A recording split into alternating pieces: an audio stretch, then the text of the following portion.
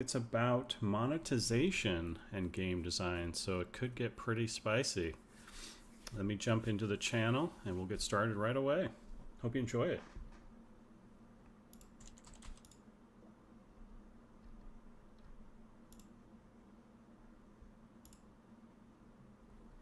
Hello, hello. What is going on, Kevin? Not much. What's cracking? Oh, not much. Just ready to start the show. Let's just get right into it. So this is Theorycraft episode 9. Candace can't be with us this week, but our hosts, as otherwise usual, are Chris Kaleki, Kevin Jordan, and me, Luca Fusi. And this week we wanted to talk about monetization in games. But before that, we just kind of want to kick it off with asking Kevin how he's feeling after his first shot. Any side effects? I'm actually doing great. Yeah. It's I think I got the super soldier serum, so I'm totally ripped now. Oh wow. Yeah, the ladies won't stop, looking. It's great. It's perfect for streaming. It's perfect for a career streaming. That's you right. need all that. That's right. Yeah, so apparently the second one's the good one, but yeah, I'm looking forward to that. Yeah. So far so good though. Yeah, that should. It's wild that it took. I just got mine 2 days ago. You just how's it work? Did they bother you about getting one? Did you were just kind of not paying attention, and then one day you're like, I should check, or? No, I live a pretty isolated lifestyle anyway, so but because I'm planning to visit California, I figured it'd be really important to get it knocked out before I go. So. Oh, totally.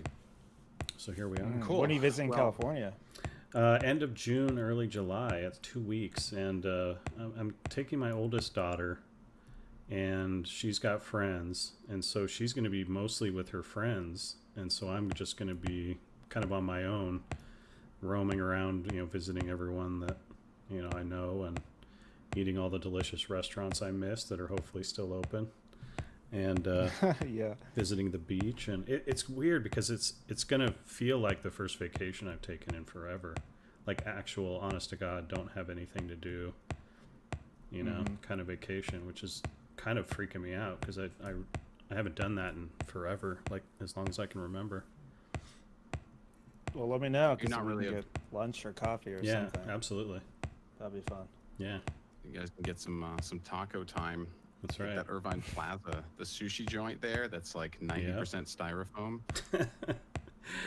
I'm trying to figure out how to use the Pacific Ocean as a hot tub for my first hot tub stream as well. So. Oh my God. Yeah. All right. You got this out. All right, cool. Let's keep it moving. This is obviously a really sexy topic, but there are a couple of news items first that Chris wanted to address here. Yeah, I think it's a good thing to just keep up the tradition of the format. So yeah, anyways, I just have 3 items this week. One is Dreamhaven has announced partnership with 3 new studios, including Lightforge Games, One More Game, and Raidbase. They all have all ex-Blizzard alumni as well as some Epic Games veterans as well as Riot.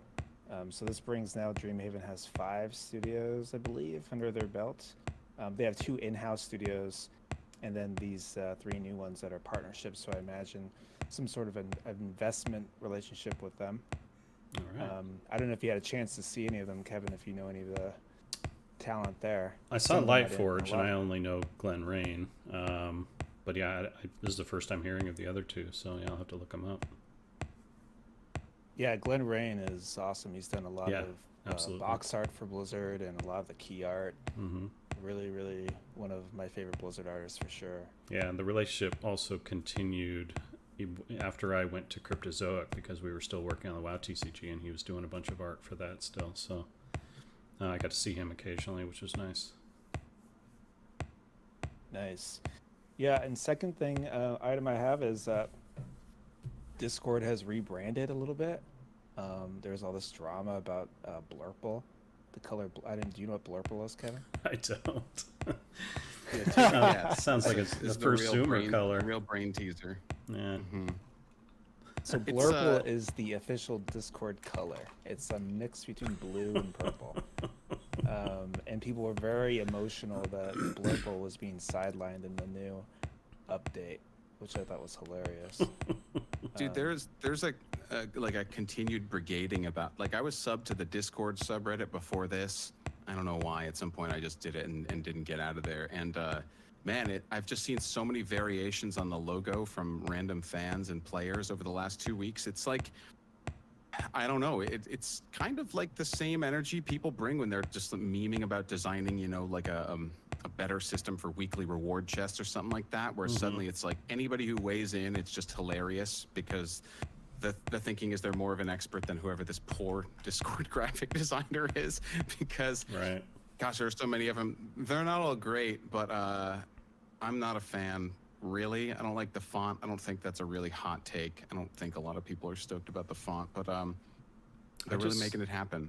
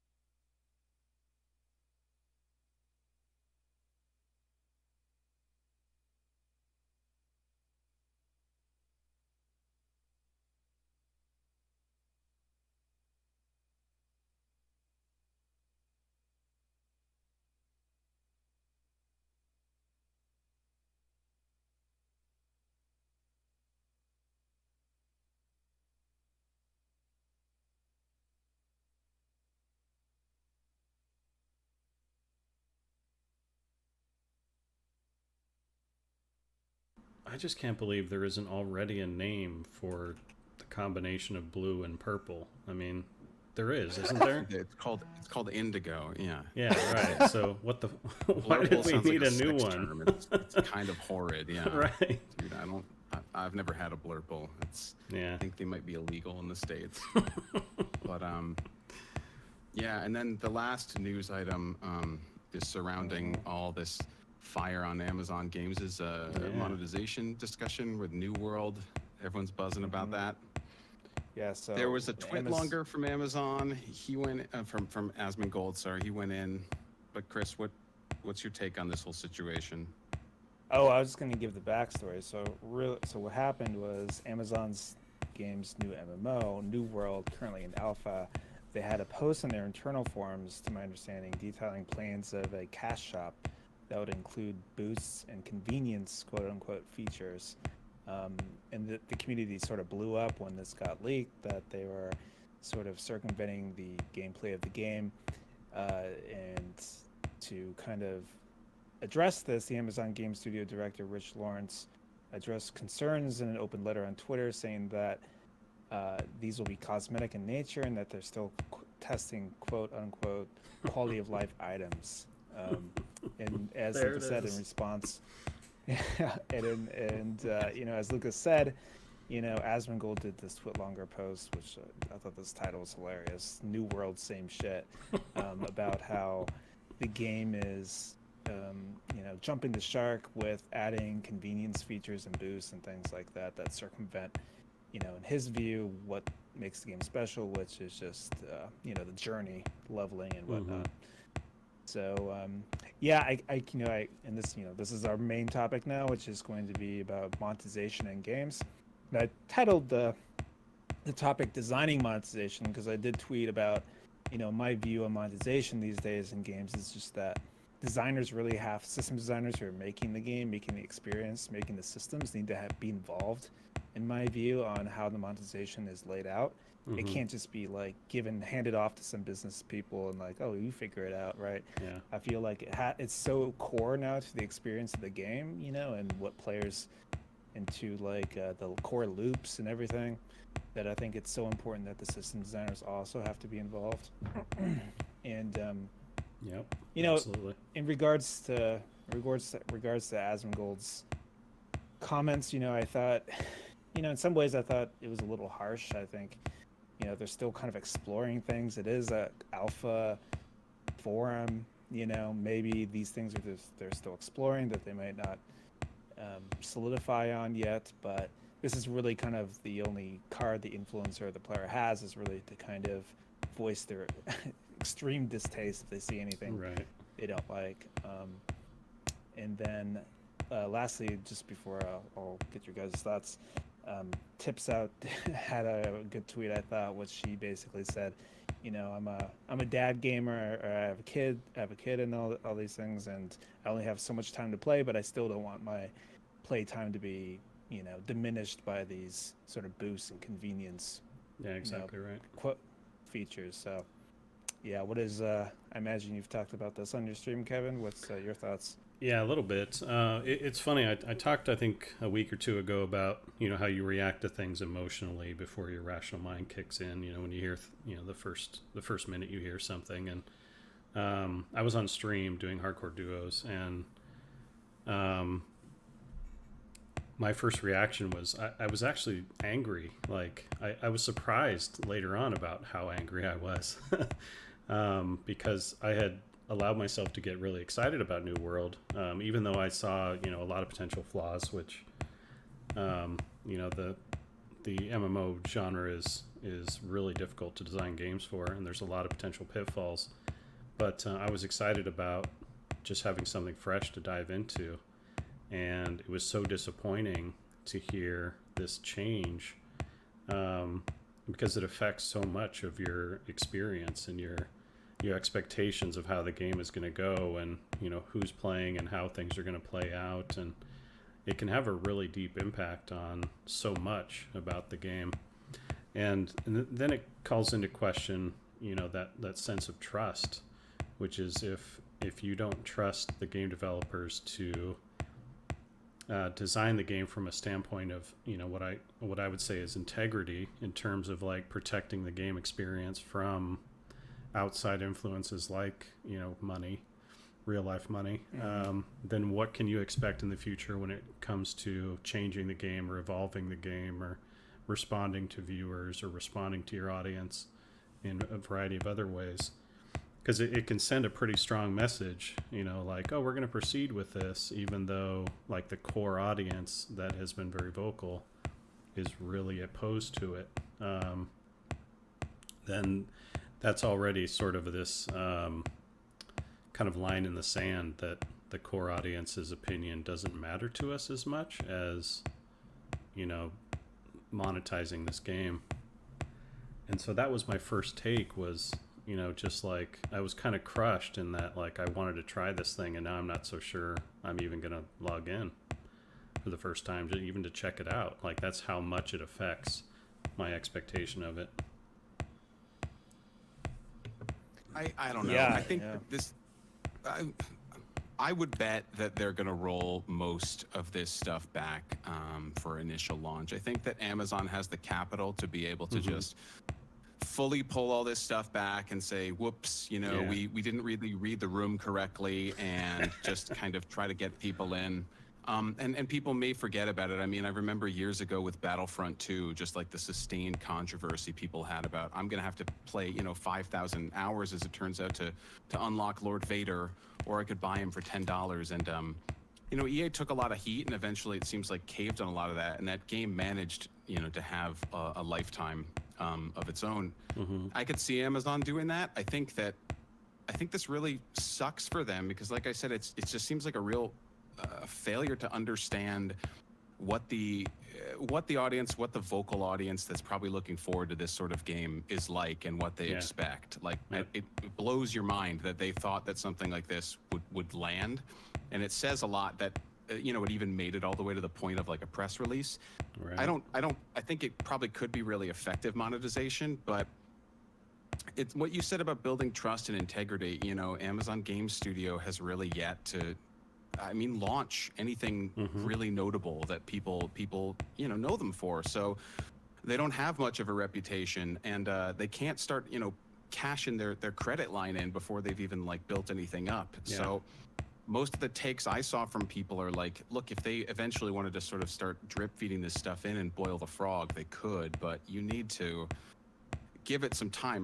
Amazon Prime used to be just, cheap as chips, and you just had it. And then they slowly raise it over time once people realized, like, I can't not have Amazon Prime anymore. Right. And I would have maybe liked to see them do that, and eventually get us to, the monetization dystopia we're headed for, than just come right out with it. I've made that exact comment, on my stream, in that, like, is this really the most effective monetization strategy? Even if your goal is to make the most money, like, isn't it better to pull everyone in with a sense of integrity and an amazing game, and get everyone there and in hooked, and then monetize the shit out of them, right? Like, it seems like, and you praise it so well, which is a comment I was going to make. It seems like they're trying to cash out before their currency is even worth anything, because, like, your currency, it takes time to actually establish itself. Like,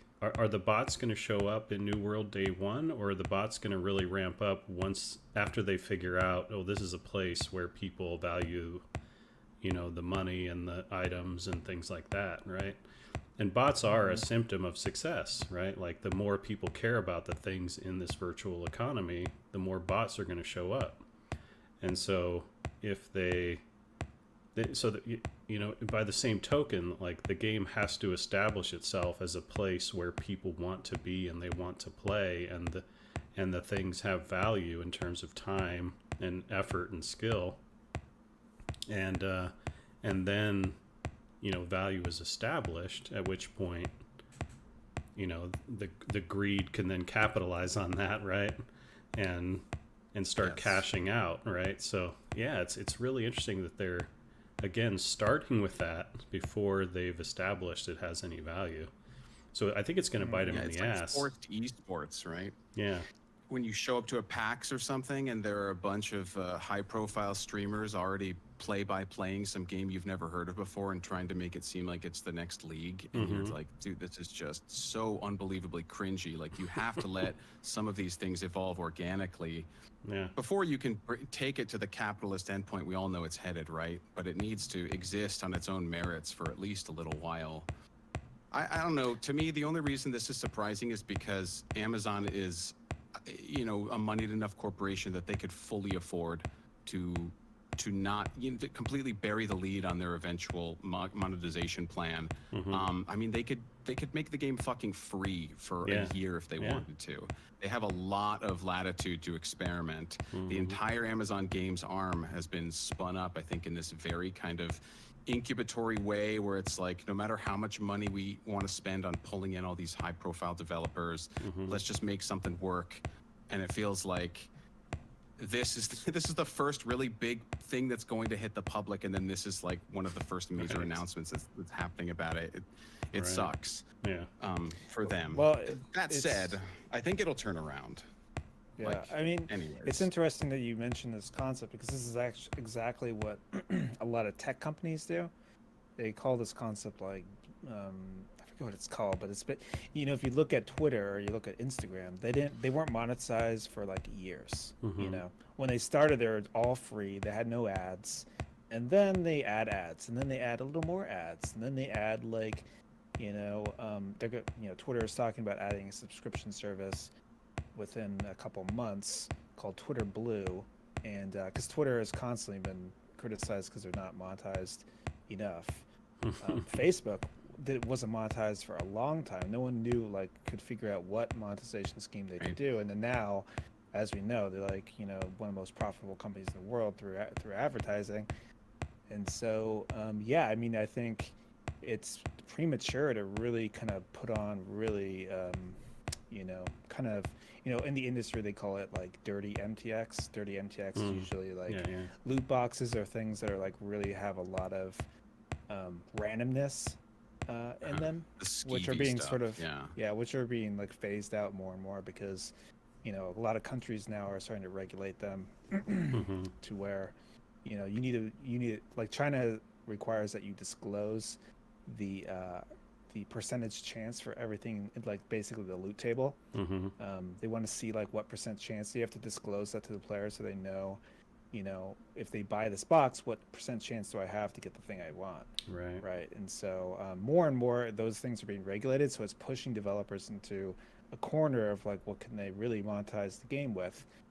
Um, Something that I think is interesting is that I noticed a lot of the talk among monetization was a lot of players advocating for subscriptions, Mm-hmm. which is Mm-hmm. really interesting Yep. because subscriptions are viewed by business people as like, oh, that's really hard to get people to subscribe. Yep.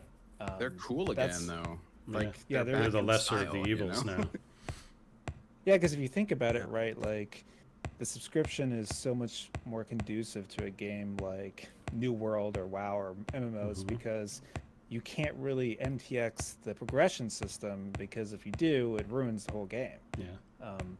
And so I think really, I mean, maybe you could speak about this, Kevin, but I think originally, for WoW, the subscription wasn't so much like, so much about really revenue. It was more about like, the server cost is incredibly expensive, and this is more to keep the lights on. Really, the box product was a lot of the monetization model at the time, but over time, the cost per user for server costs, everyone uses AWS now, and there's a compute cost time for each instance and stuff, and that is going down and down and down over every year.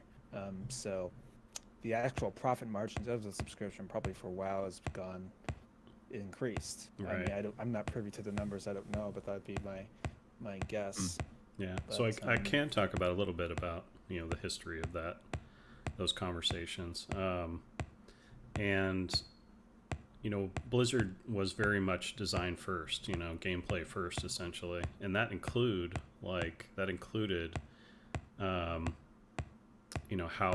how they made profit, how they charged people for things, and it was kind of different in the industry because EA sort of had, I've heard that they have more of we have a monetization scheme now, let's wrap a game around it. It's the other way around in some cases. Mm-hmm.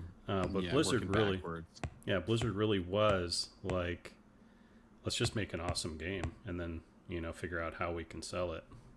And Alan Adham, of course, was huge in establishing that culture. And one of the big things he used to always tell us was, "Don't be greedy," and that really stuck. And at first, we started with, okay, well, we're going to make an MMO, and we're probably going to use the MMO pricing scheme, which is box price plus subscription, because that was sort of what everyone was doing. And so we wanted to fit comfortably within what people playing EverQuest or Ultima Online or Dark Age or whatever, had already gotten used to. We didn't want to be like shocking and different.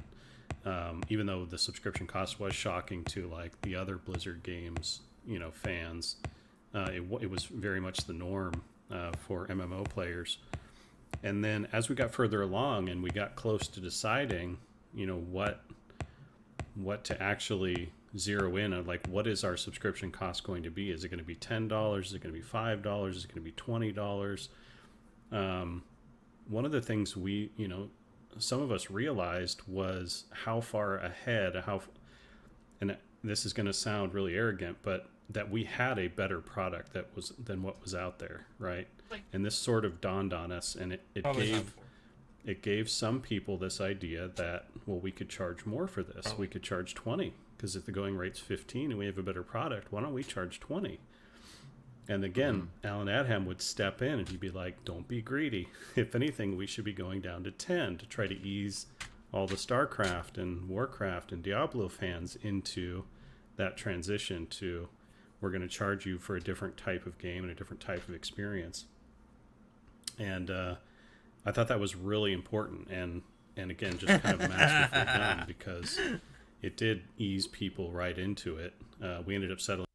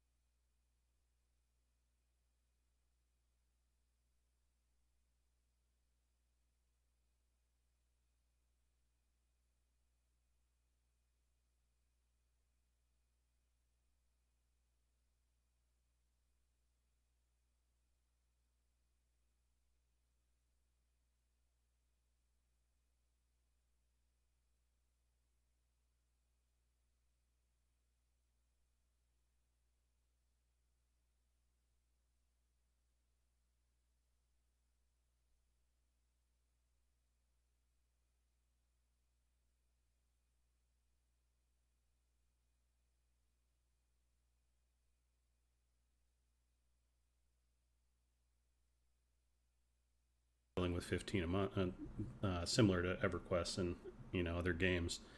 But yeah, it's like we could have done things that were greedier, but we didn't, and I think it makes a huge difference in the opening, the unveiling of your game. And so yeah, another reason that is so disappointing, like we've been talking about with New World, and but also just to address that other question of what does the subscription pay for?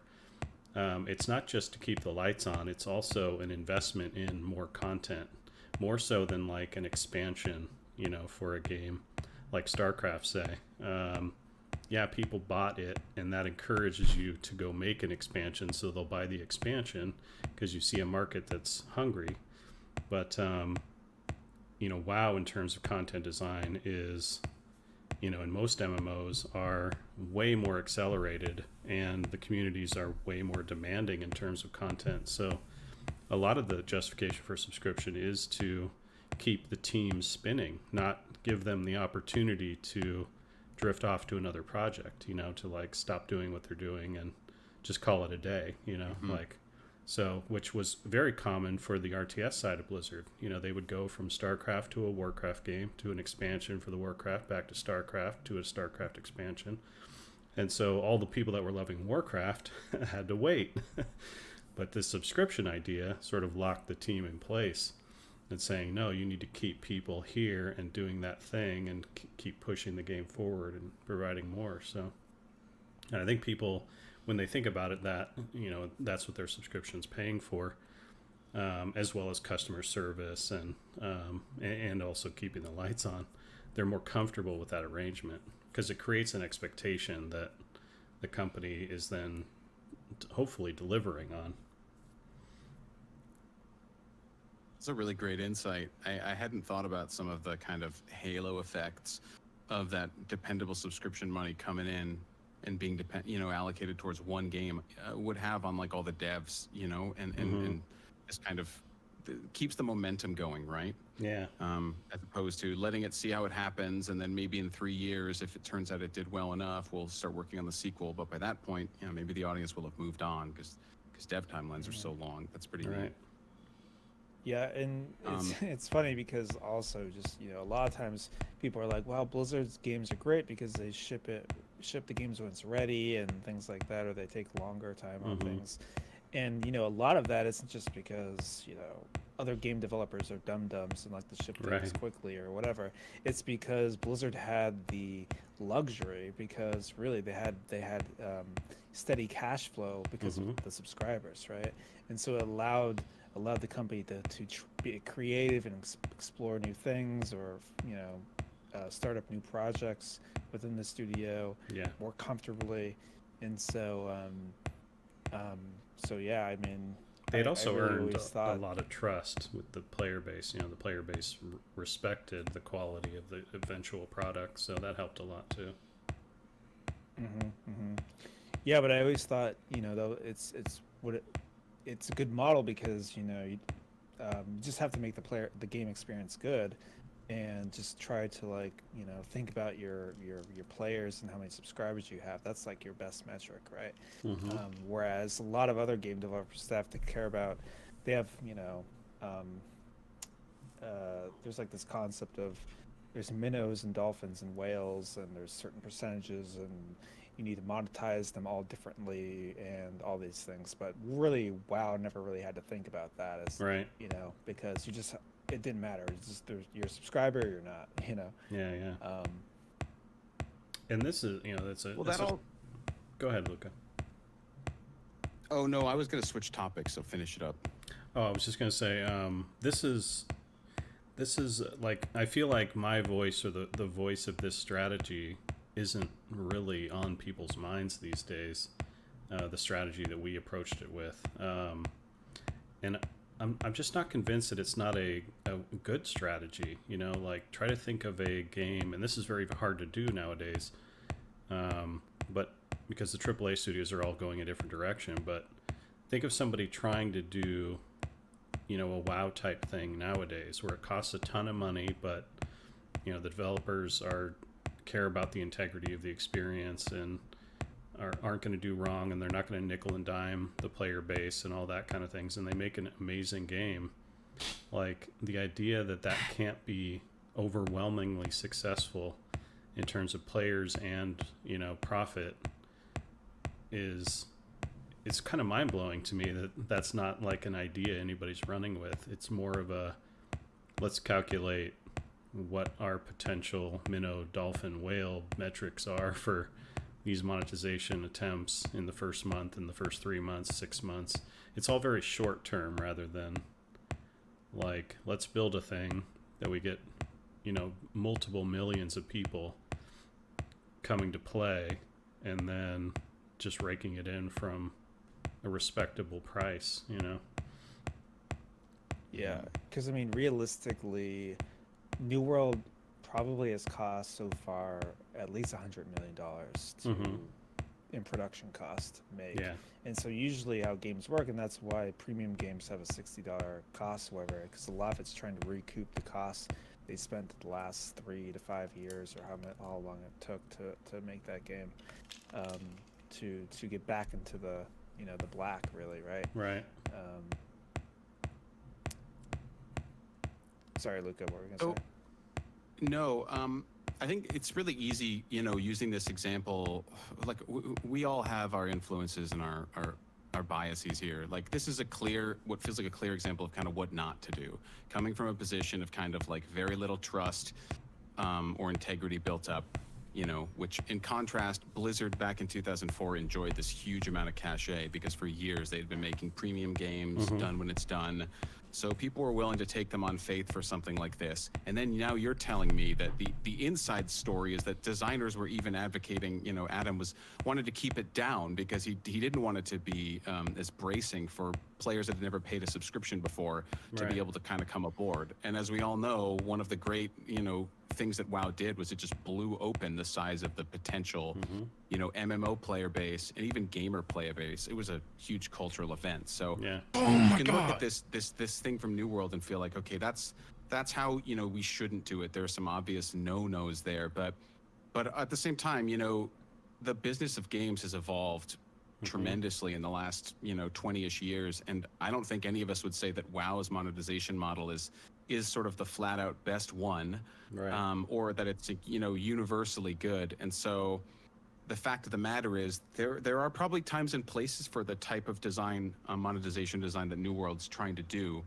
maybe just misapplied here. But like, I was curious to hear if you two think there are any kind of universals here besides trust in the player base before you sort of come out with these sorts of transactions. And like, are there any kind of overall monetization tenets, or like what's your experience been like with, have you ever found different types of monetization appealing, personally? Have there been games, for example, that have had a lot of microtransactions in them where you've ever felt like this makes total sense? I like that I don't have to play, and I like that I get this kind of snack size content, and it has led to me spending more, but I don't really mind because I've certainly had that experience. I know a lot of people that have said, I've spent hundreds of dollars on Dota 2 or League or something like that, when they never would have expected to. And it's like, well, wow, in this case, that worked out super well for these companies, and it felt right, and I'm not even mad at it. So I just kind of wanted to zoom the lens back from like just MMOs and subscriptions a little bit. Yeah, so I think like League the rest of the landscape. League was one of the first that I was like, wow, this is a free-to-play model that I really like, I really respect, and it works for them, makes them tons of money. So I was really impressed with League of Legends model, effectively, cosmetics only, or buying XP boosts or things where the XP doesn't really translate to your success in the game, right? Like, yeah, you get to level 30 faster, and so you can start ranked play a little faster, but there's no guarantee you're going to do well ranked, right? You're still going to get stomped on. In fact, you can make an argument that zooming to the ranked is going to actually stunt your development as a player. But another example was, sadly it's an MMO, but it's a different type of monetization, was Dungeons & Dragons Online, DDO, where they did it free to play, and then you bought modules of content. Essentially, you'd spend anywhere between $3 to $10 for, to be able to unlock dungeons and quests and new zones to be able to run through with your friends. And then if you wanted to, they provided free content, and then they also provided like that module type based content that you purchased. And I thought that was pretty cool. Yeah, I'll give my answer to this, and then just we could open up the floor for people to come up, because we do have a hard stop at 7. So, but Yeah, I mean, I think, one of my favorite monetizations actually, which has really influenced the industry, is the Battle Pass. And the Battle Pass, now is almost 10 years old. It was, came up with by Valve for Dota 2. And what was always great about that model too was portion of the Battle Pass would contribute to the esports event, the international, which players really love, and it's like one of the biggest events in gaming. And it was always cool to see that number grow each year, um, for the prize pool for the pro players for Dota, and so it really felt like you were connected to the game, you're connected to the whole, ecosystem, and it felt like your contributions were also, and going to the player base, and so that was always cool. Yeah. I think now though the battle pass is starting to show its age. I feel like it's sort of formulaic now, and it feels like uh, a lot of the rewards in the battle pass, for example, Apex. I really love Apex the game, but the battle pass has never really resonated with me. It's always like a bunch of icons and little like sprays and things like that. It just doesn't really. It's never really kind of resonated with me. That like those ones like. Dota is unique in that they farm out a lot of the cosmetics for the battle pass to the community, so they don't have to really pay the upfront cost for all those art assets. The community is really doing it, and then they just partner with those creators and give them like a tiny cut of the payout, which actually could be huge because if you do like a skin for Dota 2, you can make upwards of hundreds of $1,000s as an artist, depending on how many people buy the battle pass, which is usually, you can make a lot, right? Right. So I think we're coming around to where people are just, you know, warming up to subscriptions again, because there's like subscriptions for so many things. I subscribe to YouTube. They've been normalized, yeah.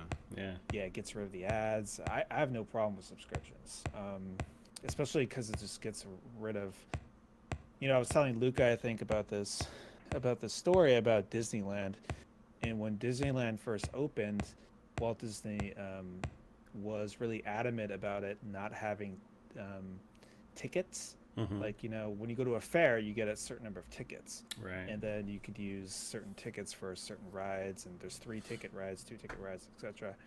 But what that does to the person who goes into Disneyland is it like breaks their immersion of the park, because now you're constantly thinking, well, I want to go on that ride, but I don't want to waste my tickets.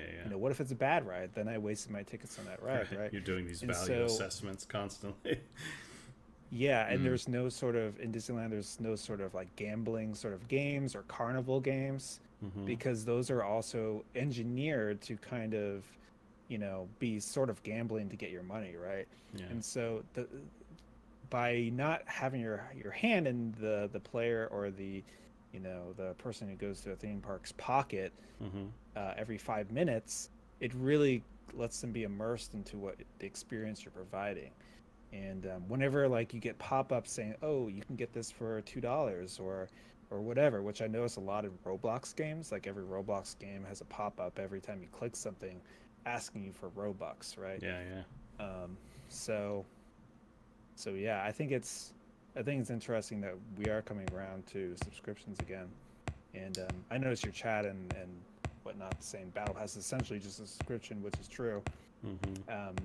But the reason why they structure it as a Battle Pass rather than a subscription, which is interesting, is because if you do a subscription, Apple or any kind of provider you partner with doesn't let you do subscriptions on the platform, but they will let you purchase something within the ecosystem.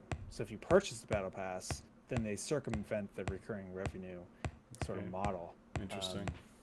Yeah. I do want to play a little bit of devil's advocate here too, and just talk about how difficult it is to monetize player bases sometimes. Like, I learned this in the hobby when I was working on hobby games at Cryptozoic, as well as digital games. But there's obviously there's a ton of min-maxers, and generally hobby enthusiasts are very stingy, right? They're always trying to get the most value for the little, for the littlest pay. And so they can be a very tough group to effectively monetize. Now, obviously, there's still people within that group that are like, yeah, give me a $30 per subscription for a game that I believe in, and I'll pay it happily. You know, or people that'll throw $100 in cosmetics because they believe in the company and want to reward the good work being done by the designers. You know, there are a fair number of those as well, but I think those are more the aberration than the norm. Most people just want as much as they can get for as little as possible, and that's just part of our nature as consumers, right? So it is very challenging, and unfortunately it's pushed a lot of companies into sort of that deception mode of, you know, it's free, but of course, you know, the last thing it is free, because you got to buy this and, you know, fill out this and tell us all your dark secrets so we can sell your data, and, you know, or whatever it is, right? So Yeah, that turns me off so fucking much now. Yeah. I mean, I think what you're saying about, you know, the hobby game market, those consumers, you know, that is not a group that is probably going to skew towards enthusiasm for subscriptions and stuff. You know, they may have different ways that kind of they tend to want to value things. And I think that this is one of the problems, is that it's tough to find sort of what the best like one size fits all monetization scheme is. You know, there are plenty of people who will like only want to deal with free to play because they're like, I play a bajillion games, I bounce around, I can't sink $60 on something if it's going to suck, and I'm going to refund it in 2 weeks. But then there will be others like, you know, me, the sort of the people who still, you know, buy things on Bandcamp and download FLACs and shit, that are like, I want to pay $60 up front, I want to own the game, and I don't want anything else in it. And you'll see success stories like Cyberpunk, you know, cratering sales records. Valheim, same things, with like one-time flat fees. But then you also have plenty of examples of other companies doing well with other ones. And so there's no real like universal best way to do it. But I will say that a monetization, like when I think about times I've been excited to give a company my money, like felt like they're, you know, wow, go team company, this is satisfying for me. More often than not these days, it's with these kind of almost this like tip culture, the Patreon culture, where there's like a human face that subs in for, you know, the fact that I'm really just getting ready to, you know, turn on a subscription stream to this place and probably never turn it off. But if it's my friend with a Patreon that is doing, you know, a weekly podcast, or if it's, you know, the Signal Foundation, they're like a nonprofit and they're running, you know, an instant messenger that doesn't sell your data. Like, you know, I'll donate $50 to them because I'm just like, well, I want them to survive. I'm voting with my dollars to keep these people alive, even though they've asked for nothing. And I think that kind of like almost like activist monetization model has maybe become a little more viable these days too. Like I don't know that I'll see any large game developers taking a leap on it, but that's one that I wouldn't have expected. And like, I don't know, what if, you know, Humble Bundle pay what you want style pricing, I think, is probably due another go around as well. It would be neat to see that out of like on a larger scale, but I think it's pretty compatible with spending $100 million on making your game. You know, you can't spend that much and then be like, let's just see what the people think it's worth. You know, like no investor's gonna back that.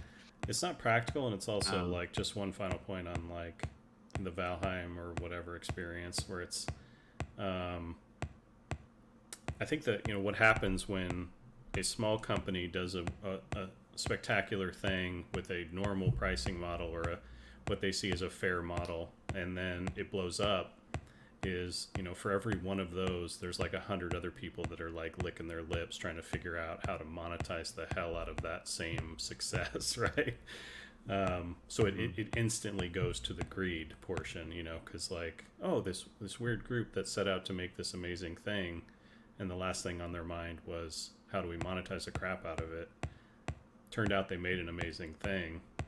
That's got to be a way for us to make money, you know? And so everyone else, you know, the vultures all come swooping in. And just to finish that just could be the cynic in me. Yeah, I realized that the reason, like this ties back to Chris talking about the battle pass. This taps that same energy of, you know, there's a company with a lot of goodwill, then they're also putting the players first and foremost and the creators up front too. And I think that Valve is probably one of the only companies I've ever like watched. I've read stuff about how they think about monetization and felt, man, that's so cool, and not felt like, ugh, monetization, you know? Like, they hired, you know, what was it, the former like economic minister of Greece to come and be their personal economist for a year or two, and he had a blog, and they made thinking about monetization like academically interesting, and also I think really palatable as a gamer, which is wild. I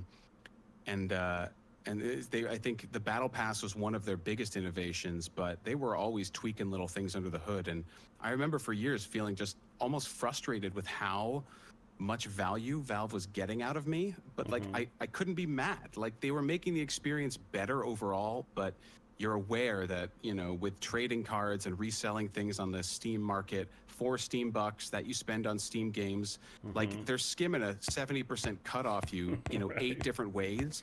But like, and it's genius because you're still not mad because the whole experience is still somehow great. And I think there's just so much to sort of study there. But I wonder how much of that is built off this theme that we had at the beginning of the show of the goodwill of the company and the trust they've established. And you know, if EA were experimenting with stuff like that, would it just get ripped into?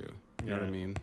I had this funny picture of you like leaving Vegas with your, you know, pants pockets turned inside out, but your face is covered with lipstick and you're just smiling. You know, you're totally destitute, but you're happy, you know.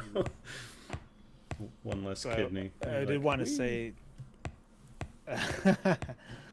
yeah, I do want to say also, if anybody wants to give their 2 cents, go ahead and raise your hand and we'll bring you up. We got 15 minutes left in the show. But what was I gonna say? I totally forgot what I was gonna say. Man, I just had a fucking mouse over pop up on Discord, and it's gonna be over part of the video, and it's just burned in there forever. This is raw live production. That's right. Seat of our pants. Well, here's a question: is so let's say for New World, what can they do? Or New World or Ashes Creation, let's say. What could they do in terms of, other than subscriptions? How could they monetize the game that would make players, you know, that would be positive for the game, let's say. Yeah, because even cosmetics are bad now in MMOs. Yeah, well, I saw that conversation too. People are like, you know, and it is true, is if you put a lot of, you know, cosmetic mounts or like the coolest stuff in the game that is paid for, that also kind of can circumvent the progression system, right? Because now, you know, the best, coolest stuff in the game should come from achievements in the game, you know. So I think that could be dicey also, especially in a game where progression is so intertied to the loop and what the game's about. Yeah. Well, I'd love to hear what you two have to say, because you're the actual MMO game designers in the room, but I'll just reiterate my take, which is I think Amazon being funded by an infinite money pool, that is everything else that they do, should have taken the ultimate leap of faith with this, and they should have delivered a high quality product and pretty much put it in people's hands for free and been as good guy and non-invasive as they could have, until they sort of figured out what it was safe to do. I think they're trying to wade into a space where people have intense brand loyalty, and people are incredibly skeptical of somewhere like Amazon making video games for them and not taking advantage for them. And they should have treaded super lightly and just tried to glad hands it as much as possible and just given tons and tons of value and figured it out later. Like, I know that that's a tough thing to justify, but this just feels kind of like when Microsoft tried to buy its way into the industry, you know, with the Xbox in 2001, or when you step into, you know, spaces like this, I think you need to be prepared to really just eat it for a while. And I'm not talking about the 100 million developer cost that is, you know, just part and parcel of making an MMO. I feel like they needed to be prepared if they really wanted to pull users in and get people feeling like I'll never leave New World. They really would have had to just given everybody the moon for a little while and then figured it out. That's what I would have liked to see, I think. That's the other thing that ties into that strategy is you're not you're not expecting people to buy the game, like it for a month, and then move on and be satisfied with their purchase. MMOs, you're in a lot of ways you're asking people to transfer their lives into a new space, into a new virtual space where they live in this new place, and their friends are in this place, and their social connections, and right. So it's a much more long term commitment in terms of game design, and so walking up and punching them in the gut right off the bat, right, is like you have to be a pretty special person to go like, yeah, this is a place I want to move to and spend the 10 years, and it's just not going to happen. So you're absolutely right that it should just be welcoming and open-ended, open arms, and just like, come on over, as much as you can get away with, and then get people to connect and plant their roots, and then see what you've got. It's a huge leap of faith, but I also remember that, we were talking about League earlier, and in 2009, when they were in beta and getting ready to launch, there wasn't a game that did free to play like they did yet. Someone will probably go and find something that makes me feel like, well, this one game did it, but like popularly, the idea that they were going to launch this game and not charge you anything for it, and it was like you could pay $25 for like a founder's pack of some champions, but they explained the free rotation and stuff.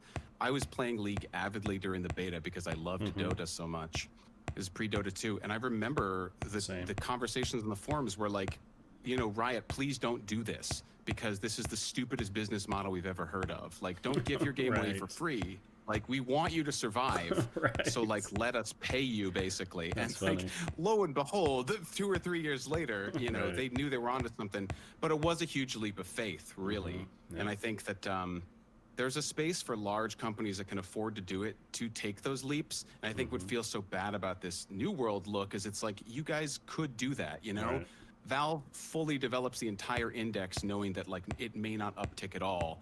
You guys haven't even released your game yet, and you're already talking about the microtransactions, and it's like, ugh, like It's a real wrong bad dress first to the party. impression. It's just, Yeah. I don't know. And those shoes. Ugh.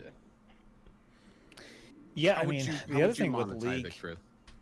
I mean, the thing with League too, and Heroes of the Storm also had this critique, is purchasing heroes in the game was sort of, I mean, I think today maybe no one cares about it, but at the time it was controversial, especially to Dota players, because Dota players were accustomed to being able to choose any hero in the roster, because it's so ingrained in the game design. It's about countering what the other team has, and if that hero is unavailable, then you can't do that, and it kind of could screw you, right? And so so I mean, I'm thinking about that. What if you had an MMO and you could pay for classes to unlock the class? Yeah, DDO had that Would actually. Yeah. How did that work out? What did the players think about that? Gosh, that's a good question. I'm not sure I was connected enough to like forums for that game to really have taken the pulse of Maybe that chat community, but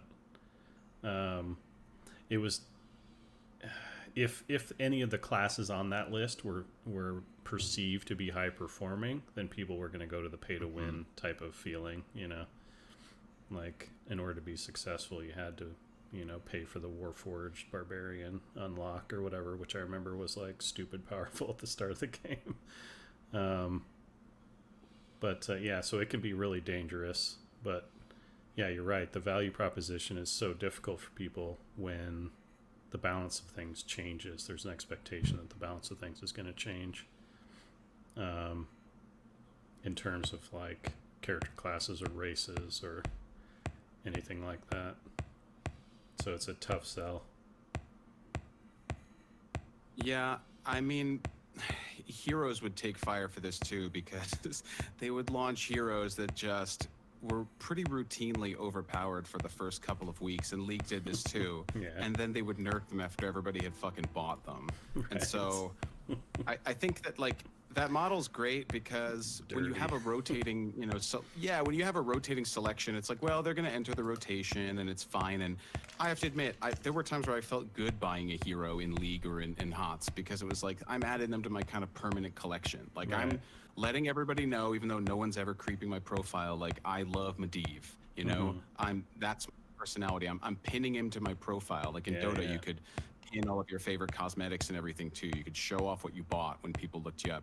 But the game balance really does become problematic there. And the other side of that is like if it's perceived to be OP, then it's on the ban list kind of permanently. So you literally can't play your character that you paid money for.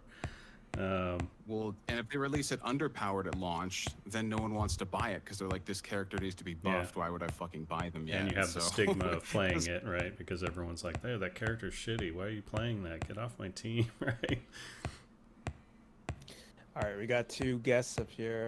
Go ahead and fire off your thoughts. We've got 5-10 minutes left. Yep. Hey guys, I got here a little earlier tonight, but in terms of like buying heroes, a couple things I think kind of go with that is that if there's a lot of heroes that are available to purchase, the stigma of buying any of them goes down quite a bit. So as a like limited time, the shotgun approach is better. That's an interesting point. Yeah. I think with Valorant, right, they had unlockable heroes along the way that weren't as strong. But another thought is Battlefront 2 the Star Wars Battlefront 2 had a huge backlash because they put some of the strongest heroes behind like pretty abusive loot boxes with bad numbers, and the average cost to getting any of these was astronomical, plus the chances of you getting the one that you wanted were low. So there was a huge backlash against that model of monetization that I haven't seen too many people go that strong of a direction since. But those are my thoughts. Yeah, that's right. I mean, I remember the Star Wars Battlefront thing. It was like one of the most downvoted things on Reddit's history, if not the most downvoted thing. That was wild. Oh yeah, wow. Oh yeah, that's right. The tweet from that poor rep. Oh my gosh. Yeah, they got raked for that. That's why I think they rolled a ton of it back. That became a crusade. But yeah, that is a really good example of how to not do it. Caesar, Tankero, do you want to go next? Yeah, I was wondering if what Amazon is doing here is exploring the monetization that they have seen in other platforms, because cash shops is something that you relate more to mobile games rather than, well, now it's in every single MMO, I think, but it started in mobile and then kind of bubbled up through the industry to MMOs and other kinds of genres. So one thing that Amazon is doing right here is, I don't know if their justification is, hey, we're going to have this awesome game and we're going to monetize the hell out of it and from the start, rather than kind of stake their banner in the ground saying, investors, this is what we're doing to make money out of this thing. Come over and invest in this. Or even if it's just an executive trying to prove a point to another audience that is not the player base.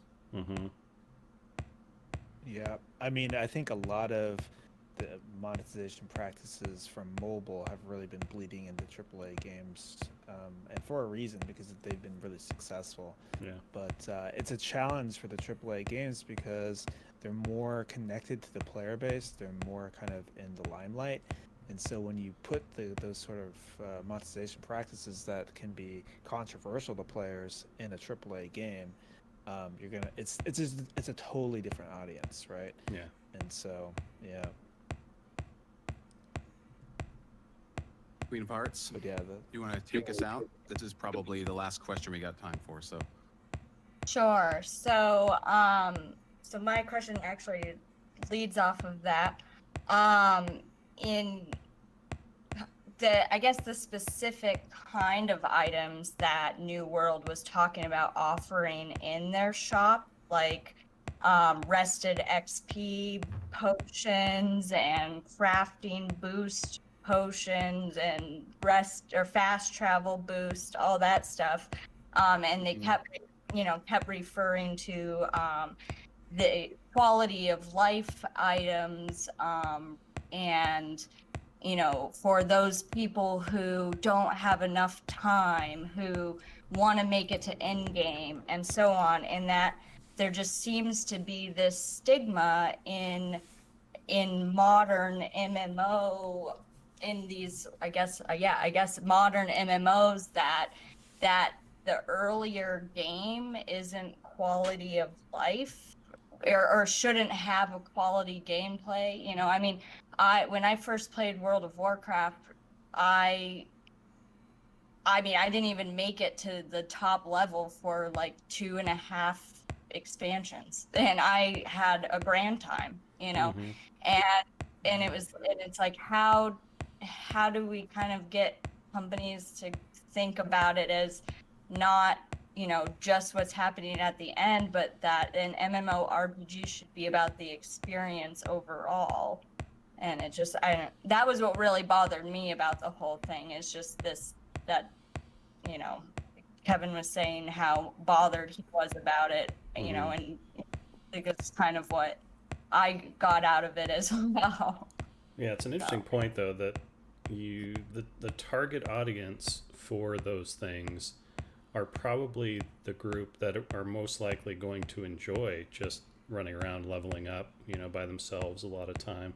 They're not the people that are, you know, trying to get to end game and raid the toughest stuff in the game as fast as possible. And so that's an interesting disconnect as well. Like, how many people really do have, you know, the proverbial 19 minutes a week to play, but expect to be raiding and crushing everything in the game?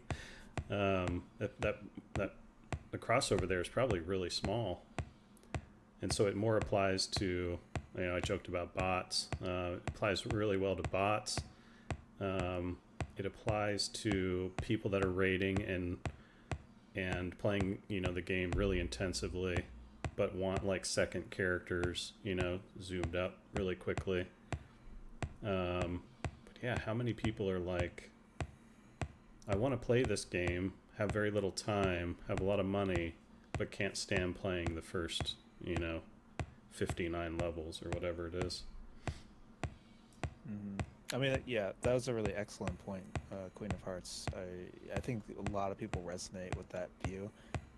And then we mentioned it earlier in the show, but Tips Out's tweet of, you know, hey, I'm a dad gamer, but I still don't want you to subvert the game by adding all these boosts and things to, you know, mess up the journey for the player and leveling, right? But again, I think what's interesting could be, you know, what really is the goal and the vision for New World or Ashes of Creation or all these games? Maybe it really isn't, you know, the leveling journey. Maybe that is not a big priority, right? I just don't know. But all right, CJ, fair. You can actually go ahead and give your thoughts. Oh, I came in really late to this because my kid's bedtime or whatever. But no problem. No, I just wanted to pop in and say that during the time that I was a designer on Heroes of the Storm, I can say 100% honestly that we never intentionally released a hero in an overpowered state with the goal of making it sell better. Right. Yeah. I mean, right. I wouldn't. I think it's just an unfortunate circumstance, right? Yeah. Like a new hero comes out and people don't know how to play against it. Right. So like the new hero would come out and mess up the meta, but I just wanted to. Yeah, that's a good point. It's a perception. Stick up for it or whatever. Yeah, it's definitely a perception, but perception. It's I mean, like so many things, the difference between player perception and internal, you know, dev knowledge, right, is pretty far apart. Yeah, but yeah, it's a good, very good point. And the whole time I was on Heroes and at Blizzard specifically, every release we ever did was attempted to be as ethical as possible. Yeah, right. An honest attempt. Right. Yeah, I totally believe. Yeah, no, and it's really hard to nail the balance on a new character hard. or a new class. Like for example, anecdotally, like when the Death Knight came out, the designers were kind of like, just make him sort of overpowered because, you know, we don't want to. If you're going to come out the gate with a new class, it's better for them to be slightly overpowered than underpowered, because it just feels lame to play a new class and they just kind of suck, right? But then the DK on release were just out of this world, broken. You know, they had like AOE fear, like what was that thing called, the glyph of something or other, that just if you stood in it, everyone just got feared forever. You know, like it was just over the top. And so what happened was the team was like, all right, we're not doing that again. Let's try to like let's try to make them a little bit underpowered, because chances are they're going to be broken anyways, because we don't, you know, it's hard to balance things out the gate like that. And then the monk was. Yeah, then the monk was actually on target of what we balanced it for, and it was underpowered, and people were like, "This sucks, monk's boring," or whatever, you know. And so yeah, it's really hard to nail the balance of things out the gate. Yeah, I was gonna say with saturation time, like when I was on Heroes of the Storm, you know, I mean, we'd test a hero for 4 months, playing it, you know, multiple hours a day, and that doesn't even come close to what the community, the amount of hours the community puts in on that hero within 6 hours of launch. Yep. You know what I mean? All you got to do is juggle the numbers a little better, though, right? I know, right? Like, you should have known better. Come on. It's easy. And thanks for popping up and checking me on that, because I made that comment earlier. No, I just wanted to defend totally. my boys. No, I know. I worked on Heroes for a while too, and so it's weird that we're getting our wires kind of crossed up here. But that's actually one of the really cool things about these spaces is like you could just get my sort of suggestive disinformation cleared out of the air in no time. Like we don't even have to do a corrections episode. That's right. I think that team was 150 people at one point. Like it was pretty big for a while, but anyway. Yeah. So I played a lot of Sergeant Hammer's my favorite hero. Okay, close that us brings out, us to Luca. the end here. Yeah, thanks everybody for contributing your thoughts and hanging with us through this very alluring topic. We haven't figured out next week yet, but we will be back here next Wednesday at 6 p.m., same time. And feel free to chat it up and ask us anything, suggest topics in the Discord. Till then, we love hanging out. And thanks so much for building the Discord community with us over the last week. It's been insane to see like over 100+ people pile in. There's a real appetite for talking about game design like this, and it's so cool to see. So thanks so much. Thanks, everyone. Cool. Thanks, everybody. See you next time. See you next week. Adios.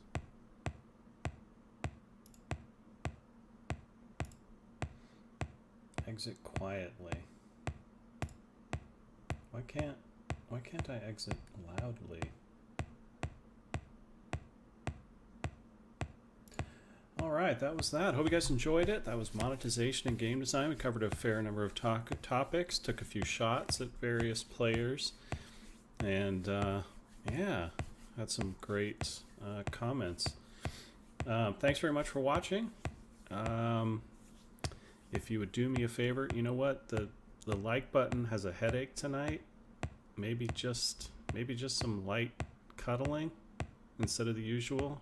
We don't got to smash. Just, you know, light cuddling on the like button. I'd really appreciate it. Thank you very much, and we'll see you next time.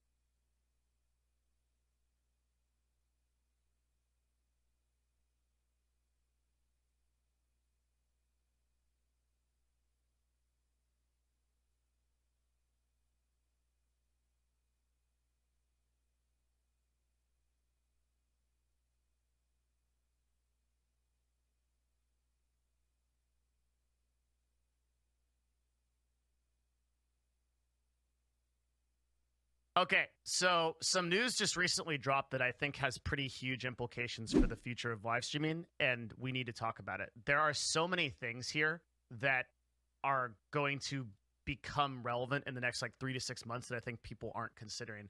So I'm going to do an overview of like what happened here, and then we're going to talk a little bit about the ad system and kind of like what we think about this and like why I think it's like such an important thing to go over. So Twitch suspended Amaranth's ad revenue manually, right? What they basically did was they went to Amaranth and they said that you're doing sexually suggestive content on Twitch, and we are going to disable your ads. So that's really different from like what I see a lot of people. I just want to clear that up immediately. What I see a lot of people saying, we're busting out the notepad right away. That's how you know this is a serious topic. Okay, so like people are saying Twitch is still running ads on the channel, but isn't paying her. This is a rumor, right? What's actually happening is Twitch has full-blown disabled ads on Amaranth's channel. That means pre-rolls, mid-rolls, or anything. So she just doesn't have ads on her channel. So there was some rumors going around that there were ads on Amaranth's channel, but they were just not monetized. I reached out to Kate to confirm this and have been involved with this since it happened. So I can tell you 100% that the ads are fully disabled and there's no monetization for them. And furthermore, Twitch hasn't given her a timeline as to like when these might be back. So just like clarifying the situation, Twitch has pulled ads from Amaranth's channel. This is a manual pull. So this means that somebody went in and made a decision to do this. It's not automatic. There's no system of like YouTube where it makes it automatic. This is a manual decision to pull ads from the channel, potentially indefinitely. And they haven't given a timeline or like a way to kind of get those back. It is for sexually suggestive content, and that's the end of it. This is where we're at with that. So I posted a couple of things about this, particularly in response to her. It says I said it's a predictable but concerning move. If you watched my video on like hot tub streams that I posted a couple of days ago, I talk a little bit about the ad system and how like this is likely to happen. I said I worry about people won't see the forest through the trees here, and Twitch's decision to unilaterally remove revenue from a content creator's channel without any preamble should be a warning to anyone trying to make a living off the platform. And then we'll get to this tweet a little bit more later when I'm kind of flaming on this one. But what I mean by this is like, so Twitch didn't communicate with Amaranth before this happened, and there wasn't any conversation between Amaranth and any like staff member that this was going to happen. So I want real quick to like set up some. I know the arguments that are going to come as a result of this, and the first one is going to be a sort of ethical discussion about whether Twitch should have or should not pull ads from the type of content that Amaranth does. I don't care about this discussion. I have absolutely no investment in it. Whether Twitch should. What Twitch considers to be brand safe or isn't brand safe is like really subjective and always going to be a gray area. It's super hard to put down a firm policy on like what sexually suggestive content is, and it ultimately comes down to like what kind of website that Twitch wants to be. So it's out of the scope of this discussion. What is in scope of this discussion is like the implications for this as a platform and other content creators and like what's happening. So Twitch manually removing a source of revenue from a content creator without conversing with them. We have this idea that like Twitch calls their streamers partners, right? And a partner kind of implies a two-way street, I think. That is to say that like, oh, like this is a discussion, you're working with us. But then you look at like a move like this where Twitch just pulls advertising revenue from somebody and gives them no recourse, no communication before or after, and then says, yeah, that's it. That's not like how you treat a partner in business, right? Like there's no discussion. It's not a two-way street. It's just a quite literally like a unilateral decision to do something, and then you're informing that person of that decision. So I think that for a site to stop revenue of a particular content creator without warning and indefinitely should be concerning to people who are making their careers on a platform like that. And I also have some of those reservations for YouTube, although their system is better at, number one, appealing those things, and number two, giving a person multiple warnings. For the most part, YouTube's system works quite well, right? And there are a few outliers and exceptions that have to get handled through support or just fall through the cracks. But on a website that's literally 200 times bigger than Twitch, they do pretty well by comparison. You pretty rarely hear about issues here and there, especially with social media though, blowing those up. Whereas on Twitch, like the manual removal of revenue from a content creator is a much bigger deal, especially because like ads are no small part of like somebody's revenue. But there's so much to go over here, so I want to like I want to do a real big talk on like how ads work real quick, okay? Because I just want to clear this up like once and for all. So on YouTube, ads are served dynamically. What does that mean? It means that there is a keyword system called AdSense that assigns a price to every word. So financial, hot tub, dog, cat food, right? And advertisers can bid for that word and pay to show up on channels where those types of themes appear. So on YouTube, there's a advanced and massive system that allows advertisers to target their ads. This is why, like on YouTube, there are probably videos about hot tubs. There's probably girls in hot tubs, but there's also a financial person who's talking about cryptocurrency or the current state of the stock market. And there's no saturation. There's no the chasm between those two people is night and day. There's no crossover of ads or any concern that what that one person is doing on their channel is a problem for what that financial streamer is doing or financial YouTuber is doing. And that's because of the system of dynamic ads. So the system exists to sort of separate people.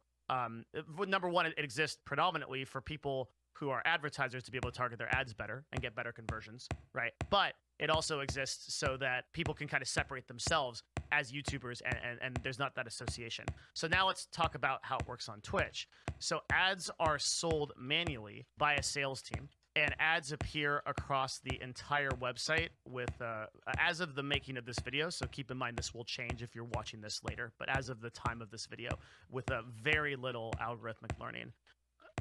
Basically, you can expect a single ad to appear on every or any stream. There's very little customizability for advertisers to be able to like target where their ads go with this sort of thing. So what that means is that, like, let's say that you're a company like Red Bull or your Microsoft, pick a company, and you're advertising on Twitch. Your ad will always be vulnerable to the lowest common denominator of content that is on Twitch. So a lot of you might have heard of the YouTube adpocalypse. The YouTube adpocalypse happened like a few years ago. Actually, it's like a long time ago now. Oh, it's like probably like 7 or 8 years ago now. Looks like an incredible amount of time.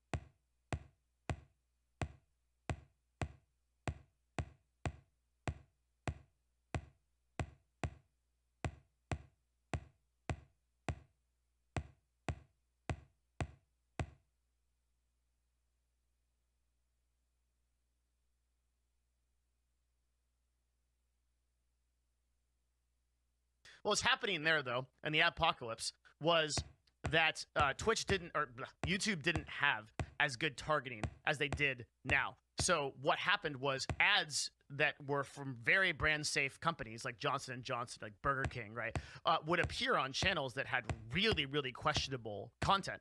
And advertisers, as a result, would see that and they would pull the ads from YouTube entirely. They would say, okay, because our ads appeared on those channels that had questionable political content or questionable sexual content or whatever, we're just not going to advertise on YouTube. And creators lost a significant source of CPM and revenue because those ads got pulled. Now, similarly on Twitch, it doesn't matter if your ad is getting served on 500 brand safe channels. If it's on one brand risky channel, that association causes that advertiser to pull or to potentially consider pulling those ads from Twitch. And that was what I was talking about in the hot tub video that I posted a few days ago. That's what was happening now, or what's going to be happening, or what we've seen happening behind the scenes is that advertisers are becoming increasingly kind of skittish about advertising on Twitch because of the questionable content that I would say brand risky content that is starting to appear on the website and being allowed by Twitch. And this isn't just limited to sexually suggestive content. That's the one that gets demonized. But there are, in my opinion, a couple of things that are racing Twitch to the bottom that are way worse, like gambling streams, for example, which have enormous statewide and federal legal implications. And we can get into that a little bit later. But there's some really scary stuff. And that's why the purpose of this post, which was like people who are cheering about Twitch removing Amaranth's revenue, because you might be one of those people who's like, oh, it's so great that Amaranth got her ads removed. She deserves it, right? Like, boom, it's a hot tub streamer. Like, yeah, those are bad for the what? Like, you will be the people that are literally raging at Twitch a few weeks later when your favorite streamer like XQC gets banned for gets their advertising revenue and potential other implications because they are a legit brand risk way outside of sexually suggestive content. There's so many levels of brand risk, right? That you should be worried that a site-wide enforcement of manual ad revenue or manual removal of ad revenue for brand risk doesn't stop at Amaranth, and it will hit your favorite streamers in due time. This is just the beginning of this, right? This is the first instance that I've personally ever heard of Twitch manually disabling ads on a channel. But I very much think it won't be the last. So now that you understand how ads work between Twitch and YouTube, you understand why, like, without a system of dynamic ads, everything on Twitch becomes very questionable water and kind of a minefield for advertisers to navigate. And there are really two options that Twitch has to fix this, right? So option number one is to manually disable ads, which is what they're doing. And this is a pretty logical step for them to do because they don't have the system. So you take the top like 300 to 500 creators and just do a manual review of their content. This doesn't take that long. The top 300 to 500 creators represent like over 98% of the total content on the website, right? Like most of Twitch is top weighted, and you only really need to, in the short term, make a brand judgment on those streamers manually and kind of flag it to be able to appeal to advertisers. Now, this has problems, right? There's issues around this, right? Obviously that I don't even think like we can go into, but this might be the only solution in lieu of not being able to do number two, which is develop an automatic system of brand evaluation and separate ads based on theme or topic. There are so many reasons why this is more difficult to do in live streaming than VODs. Number one, it's live. so you have to evaluate like what a person is saying and how they're approaching situations dynamically. And so like an automatic system to do this, giving Twitch, like the fact that Twitch had like 8 years to build something better, I think is a valid criticism, but also this is a very hard problem to solve, right? So an automatic system is hard. It's a very difficult thing to do, but it's inevitable. Otherwise, you end up in this very gray area that we're going into now, which is going to be that like Twitch is going to have to do number one, and we're seeing the first option is the Amaranth situation. That is what happened. So Twitch doing number one means that they're basically going to kind of like flag streamers into three categories, right? It's going to be, I think it's going to just copy YouTube system. It's going to be green, yellow, and red. So green is going to be good for all advertisers. Yellow is going to be good for some advertisers, but much lower CPMs. So streamers get paid less is the thing there. And then red will be obviously disabled ads. Okay. And I want to say again that for people that are criticizing hot tub streamers or people that are getting their ads removed right now, the buck doesn't stop at hot tub streams. Because let's take a situation like gambling, for example, which is a super spooky thing, okay? So right now, we have broadcasters who are VPNing through websites that are blocked in the United States to be able to gamble in areas where their state is illegal, where it's illegal for them to do so. Right. So there are enormous implications, not only for those broadcasters individually, but also for Twitch, right? Because some of these broadcasters are getting 60 to 100,000 viewers in their categories doing this. Okay.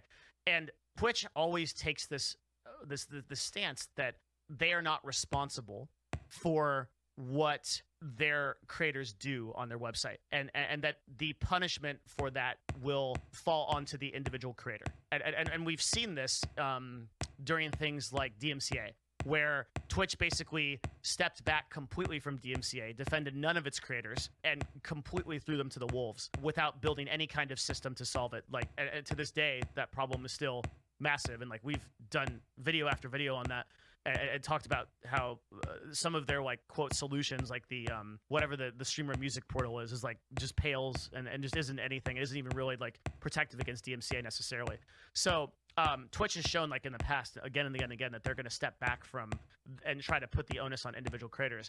The problem with that is that when you start getting into things like gambling and you get into things that are illegal at a state level, the California, or which is where Twitch is based, like state gambling commission won't care about that. They'll see that there's gambling going on the website, and then they'll say, hey, are you a gambling website? And Twitch will go, no. Well, okay, why do you have gambling on your website? Well, that's just stuff that our individual streamers put on it. And then the state goes, well, okay, well, that might be your responsibility. And then there's a lawsuit that entails that, potential fines, potential shutdowns, things like that. So I would view people that think that like the sexual content thing is that's just the beginning, right? There's an existential threat in the form of some of the illegal activity that goes on at the state and federal level on Twitch. And Twitch will eventually have to address that, again, without an automatic system of evaluation or bans to solve this. This is going to be a massive problem going forward. But right now, we're just talking about disabling ads. Okay, so there's a lot of problems with solving this, and you also can't. There's a common idea that comes up that I brought up in the hot tub streams, which is that people think that you can sort of separate this. Well, let's separate it. Just put it in a 18 plus section. Okay. And I use the analogy that this obviously doesn't work for advertisers, because if the content exists on the website and is accessible, right, just cross-sectionally, you can just walk over like a couple links away. That's not good enough for advertisers to place their ads, right? And the analogy I would use is like if you're on Pornhub and Pornhub decides to do a safe for work section where people can safely stream, right? You're like oh, go over here and you can safely stream here, right? There's no universe where advertisers would go there and go, oh, okay, well, we could just put our ads there now. That problem is solved. Yeah, that doesn't matter that that's Pornhub. That's great, right? That's not going to happen. And exactly the same way, right? Twitch can't put up an 18 plus section and then just expect advertisers to ignore that not safe for work section and advertise there, because it's the same website. It's the same branding. It's the same association. Brands don't think that way, right? So that's not a solution. As far as like the content itself goes, right? Just so I can absolve myself of this sin, I don't particularly care that like, I don't want questionable brand content on Twitch, because I think that it races everyone to the bottom in terms of revenue and in terms of streamer success long term, both theirs and then other people's. I don't care that it's there or that individual creators are monopolizing it, and I really don't like the hate train that goes out for people like Amaranth or people that are doing gambling streams, because they don't deserve it. It's misplaced, because those people will always just do content that is the most successful for them, and people criticize them like it's some kind of ethical thing, but it's not. It's just they're hustling. They're doing something that they can do that is getting them a lot of followers, that is getting them a lot of viewers. And there are some concerns I have in gambling streams in particular, where I wonder what the impact of that is on younger audiences that might be encouraged to do that. To the credit of many of the broadcasters that I associate with that do that, they commonly say, don't gamble. That this is a horrible thing. But I don't know if that completely absolves them of it, because like there's like these big wins that happen, right? And then like I feel like it might encourage impressionable people to gamble. But I don't have those feelings for like sexually suggestive content. Like I don't think that there's those kind of concerns. And I think that it's this is just another kind of dig at making it more difficult for women to succeed in what an already very difficult ecosystem for them. There's some valid concerns that have been brought up by broadcasters like Cutie Cinderella, saying that like if she is a broadcaster who doesn't choose to do like hot tub streams, and then there's 2,000, 3,000, 5,000 people in her chat asking her to do one and to post saucy pictures on Instagram because that expectation has been created by other female broadcasters on the platform. I vibe with that. I think that solution again becomes the dynamic segregation of ads and a platform level sort of like change. So like let's talk about that real quick. Like Twitch is a really niche website, right? And it's not big. If we go look at like any of those broadcasting maps, like so here you go, right? Like this is like one of these pictures that comes up often, and it's just sort of a picture of like Twitch and like where people are in it. And this is kind of like all these bubbles like represent an individual streamer, and they kind of like get sort of like lumped together. And what you'll see is like this isn't really a big ecosystem. This is not a lot of creators. It's like 300 to 400 to 500 creators that total. It's not a lot, right? Compared to YouTube's, it's like tens of thousands of creators. I've done some comparisons on previous channels of like how if you take like the number of streams on Twitch that have over 5,000 concurrent viewers, or let's say like 100 to 200,000 followers, that number is like maybe like 1/50th or 1/70th of the number, or 1/100th of the number that is on YouTube. And so this is not a lot of creators, and a lot of creators sort of just kind of sync up in this big kind of mess over here, which is like just chatting and like OTV and Minecraft and the FPS guys and things like that. And then you get some kind of outside people like the Spanish streamers. So the point to illustrate here is that in order to fix this problem, you have to make Twitch feel like the content that someone like Amaranth does is meaningfully different and separate from the content that somebody on another end of the spectrum that's playing Fortnite does.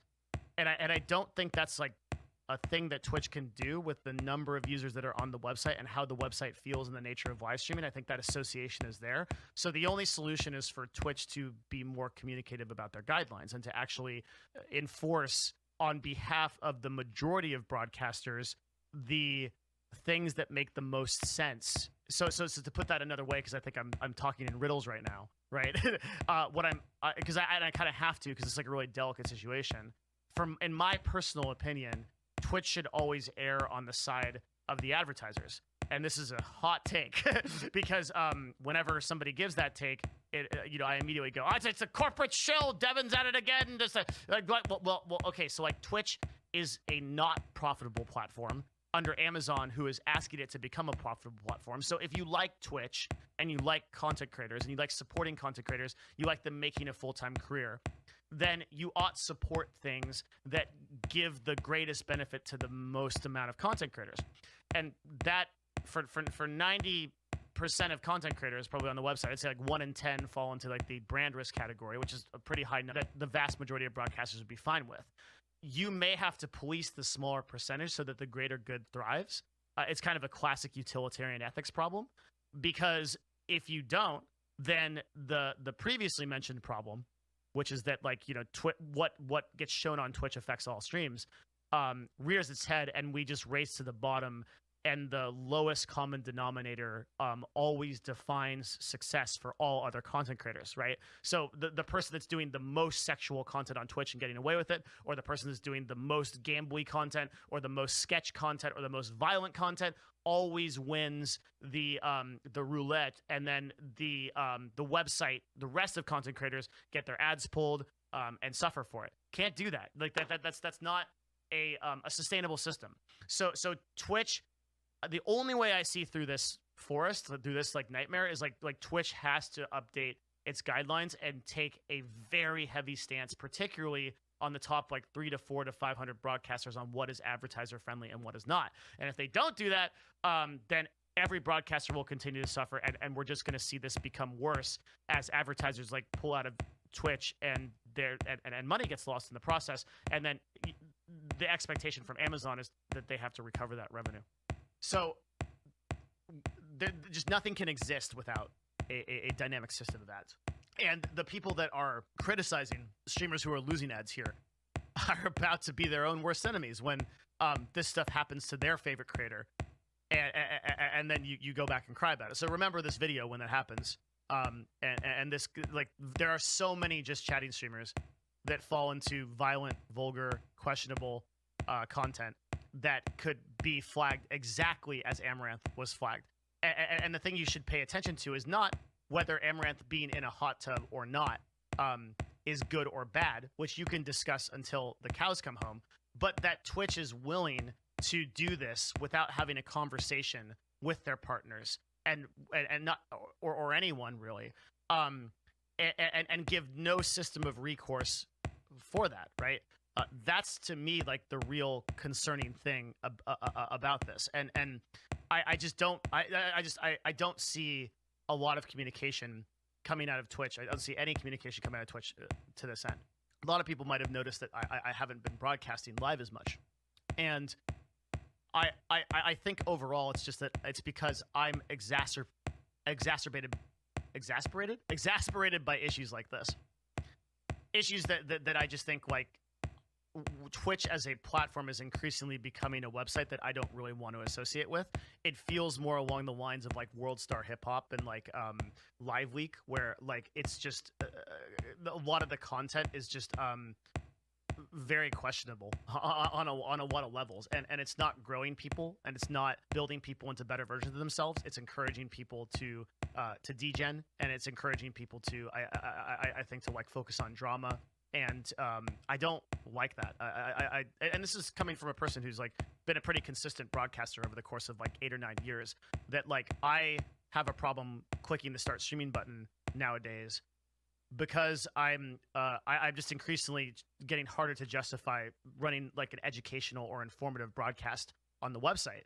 Because why? I'm being associated with all of these things that aren't doing that, and that's worrying, right? Because it's not to say that everybody like I'm not trying to put my content on a pedestal and say that my content's like better. It's not right. Like I don't get to decide what good content is. You decide what that is by like watching videos like this or watching whatever you want, right? That you get to decide what good content is.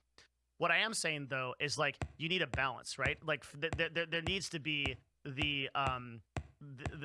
that kind of degen content of the world, right? But there also needs to be like educational stuff and like things that like make you happy and like are positive. And like when I see like the website, a large percentage of the website just sort of descend into drama, and the biggest thing is like a cheating scandal, and or there's 150,000 people watching a gambling stream, slots or something like that. Like I'm just like, okay, like the balance of power here, like in comparison, there are people that are doing some good on the site, like Healthy Gamer but those are just like few and far between in comparison to the type of content there. So I'm worried that this like seems to happen to like every website that's kind of like every website like has these problems before it starts to like really spiral downhill. Like the enforcement gets more lax, the content gets objectively more questionable, and people that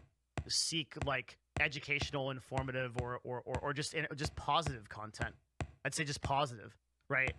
Start to try to find like other avenues to go get that. Like other websites open up, and people that want that like community and cultural feel go there. Twitch used to be about like its community and culture, and some places are still like that. I find myself like hanging out in like low viewer like Path of Exile streams now, like just like hanging out with people that are playing video games, like OG people, and that's still there where you want to find it on Twitch, thank God, but it's not being brought to the fore. What's being brought to the fore on the discovery system is all of the other content that's controversial and questionable in sort of like Twitch's desperate attempt to kind of like drive viewers, which it has successfully, right? Twitch has grown 90% year over year. And that was something that I didn't expect to happen. I think COVID was a really big, like Twitch's growth was like very stagnant before 2020, and 2020 changed that completely. And the growth in terms of raw viewership is really, really promising. It's still not enough to keep up with the number of streamers that are jumping on the platform, and the ratio is still making it very difficult to have a career on Twitch. But it's encouraging that it's growing in viewership. It's just that the type of viewership that is coming in is trending younger, trending toward demographics that are doing more questionable content. And I think that reflects for the website as a whole, as a platform long term. And I don't have enough faith in Twitch to like reverse this trend and to do something different. Like I hope that we see like a blog post